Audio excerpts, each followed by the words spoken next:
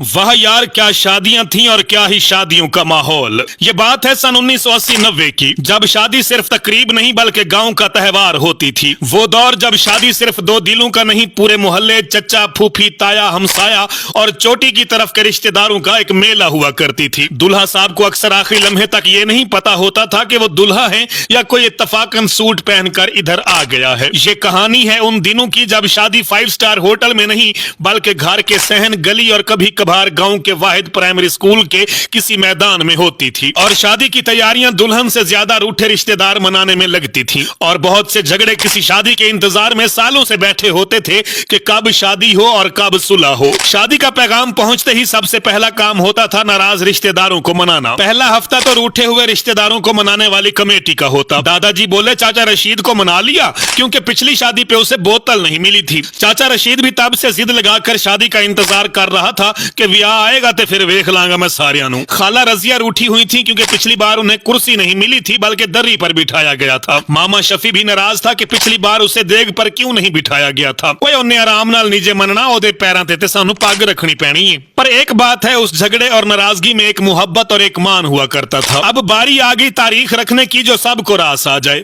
उस जमाने में शादी के दिन रखना भी पूरा ड्रामा होता था। पूरे खानदान में पूछा जाता था कि इन दिनों किसी के इम्तिहान तो नहीं होने वाले या किसी के घर में किसी बच्चे की पैदाइश तो होने वाली नहीं है, क्योंकि पिछली दफा खाला सुरैया ने आने से इनकार कर दिया था क्योंकि उसकी बहू का बेटा होने वाला था। पीर वाले दिन मौलवी साहब के भांजे का वलीमा, मंगल वाले दिन चाचा करमदीन के पोते के खतने, बुध को रमजान नई पहले ही बुक है, जुमेरात बच गई और सब राजी सिवाय चाची सकीना के क्योंकि उनका सितारा जुमेरात को ठीक नहीं था। खैर से फिर अल्लाह अल्लाह करके जुमा तय पा गया। पकवानों की तैयारी की बारी। शादी पर क्या पकेगा, क्यों पकेगा, इसके लिए काबीना की स्पेशल मीटिंग जरूर होती थी जिसमें चाचे मामे शिरकत करते और पूरे दिन की बहस के बाद बात आलू गोश्त, नान और जर्दे पर खत्म होती थी। यार इस वारी ना सालन च पानी जरा घट पवाई, पिछली वारी शोरा बड़ा ज्यादा सीगा। ताए जेदे ने हुक्म चाड़िया। शादी और नाई, गाँव में किसी के खतने होने हो या शादी का पैगाम देना हो या देगें पकानी हो, रमजान नाई के बगैर ये नामुमकिन था। उन दिनों शादियों पर मिठाई के लिए बाकायदा हलवाई घर पर ही भट्टी लगाकर ताजा मिठाई तैयार करता था। हलवाई आया, भट्टी लाया, साथ वो देगची जिसमें पूरा बच्चा समा जाए, सूजी की रसमलाई, गुलाब जामुन और वो खास मिठाई जिसका नाम किसी को नहीं पता मगर सब खाते जरूर हैं। शादी से 2 दिन पहले ही गांव में खुशबू फैल गई। देगें आ गई, बावर्ची भी आ गया जिनके साथ हमेशा एक छोटा सा लड़का होता था जो देग में झांक कर चमचा चलाता था। हर खानदान में एक ऐसा बाबा जरूर होता था जो हर 5 मिनट के बाद नमक चेक करने आता था। देग में बकरे का कोरमा जिसे पकाते पकाते रमजान नाई खुद भी कोरमा जैसे रंग के हो गए। जर्दा जिसमें इतनी रंगत थी कि हाथ लगाने से लगता कि मेहंदी लगा ली है। खानदान का एक बंदा देगू पर बैठने के लिए मखसूस होता था और उसकी वक्री ही टौर होती थी। कांधे पर रुमाल, सर पर साफा और चेहरे पर मुदब्बिराना सी मुस्कुराहट। अब बारी आती है मंजी और बिस्तरे की। खानदान के वेले नौजवान पूरे गांव से मंजी बिस्तरे इकट्ठे करके लाते थे ताकि मेहमानों को सुलाने में आसानी हो। चादर, तकिए और गद्दे की नुक्कर पर उस घर का नाम लिखा जाता था ताकि बिस्तर कहीं मिक्स ना हो जाए। शादी से 2 हफ्ते पहले ही करीब के रिश्तेदार आन टपकते, मामू, फुफियां, खालाएं, बच्चे और वो रिश्तेदार जिन्हें सिर्फ शादियों पर देखा जाता था। सब आ जाते। कजन्स घर के सहन में क्रिकेट खेलते। नाना जी हर एक को मशवरा देते और दादी अम्मा रोज नाप तोल करती कि आज कितनी रोटियां बनानी है और कितनी दाल पकानी है। मिर्चों वाली लाइटों की भी बात हो जाए, शादी नहीं दिवाली लगती थी। 2 हफ्ते पहले ही मिर्चों वाली लाइट्स लगा दी गई जो हर रात टिक टिक टिक करती थी। पूरे गांव को लगता था ओ जी डिस्को लाइटां लगियां ने। और जब रात को बत्ती जाती सब बच्चे चिल्लाते ओहो व्यालियां लाइटां मर गईयां। टेंट, कुर्सियां और देसी अंदाज।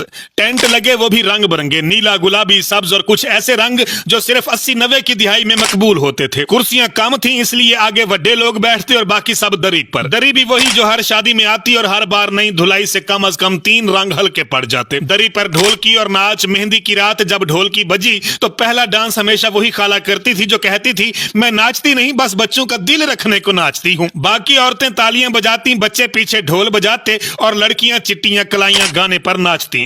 फिर वो लम्हा भी आया जब चाचा रफीक खुद से बेखबर होकर लट्ठे का कुर्ता उठाकर नाचने लगे और किसी ने पीछे से आकर कहा चाचा तोती ना डिग पवे। मामे का खारे से उतारना और मामू खुद घुटने पकड़कर बैठे। मामा सदीक सिगरेट पीकर सो रहा था कि किसी ने उसे जगाया कि मुंडे नु खारे तो ला दे। फिर मामे ने शान से 2 रुपए दूल्हे के हाथ में रखे और उसे गोद में उठाकर नीचे खड़ा कर दिया जिसे खारे से उतारना बोलते थे। अक्सर इस रस्म के दौरान मामे को चुक पड़ जाती थी। किसी ने आवाज दी, ओ जी मामे सदीक दा जोड़ निकल गया जे, पर रस्म तो चलो ਤੁਹਾਡੀ पूरी हो गई ना। दुल्हा बेचारा, दुल्हा उन दिनों पूरा एक नमूना लगता था।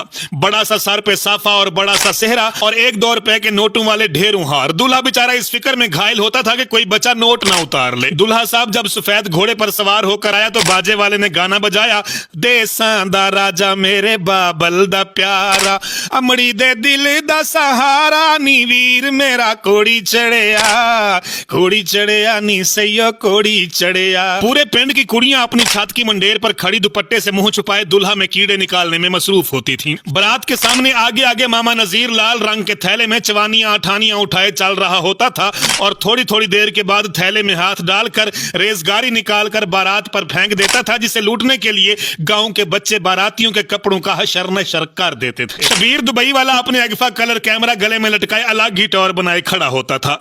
उसे ये फिक्र होती थी कि किधरे छत्ती वाली रील न मुक जाए। बुजुर्गों की मिलनी जैसे थप्पड़ नहीं गले मिलने की मुकाबलाबाजी हो।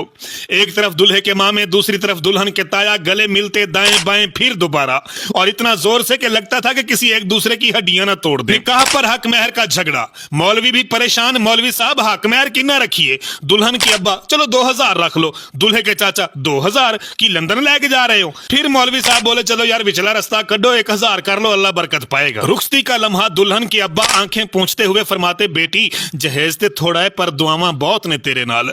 और माँ का बस नहीं चलता था कि दुल्हन को दोबारा पीछे खींच ले। रुखसती के वक्त सब रोते थे। एक बात थी, जितनी भी रंजिश होती थी पर उस वक्त निकलने वाले आंसू खालिस होते थे। और दुल्हन का भाई जो पूरे वक्त अकड़ कर खड़ा था, चुप कैसे रुमाल से आंखें साफ कर रहा होता है, और दूल्हा बेचारा उस सारे वक्त में यही सोच रहा होता कि अम्मा कह रही थी कि जूता छुपा लेंगे, 100-200 लगेंगे, मैंने तो पैसे भी पर्स में नहीं रखे। और फिर यूं खत्म हुई वो शादी जिसमें देगें ज्यादा, नींद कम, कह के खालिस और यादें जिंदगी भर की थी। ये वो वक्त था नाज़रीन इकराम जब शादियां दिल से होती थी, मोबाइल से नहीं। मोहब्बत देर से निकलती थी, ना कि इंस्टाग्राम स्टोरी से, और खुशी हर रूठे हुए रिश्तेदार को मनाकर मिलती थी, ना कि अनफॉलो करके। कैसा लगा ये 1980-90 की शादियों का अहवाल? क्या आप में से भी किसी को ये शादियों का माहौल याद है? अगर याद है तो कमेंट्स में जरूर बताइएगा। मेरा पैगाम है, मोहब्बत जहां तक पहुंचे। काशी बलोच को इजाजत दीजिए। अल्लाह हाफिज। पाकिस्तान हमेशा जिंदाबाद।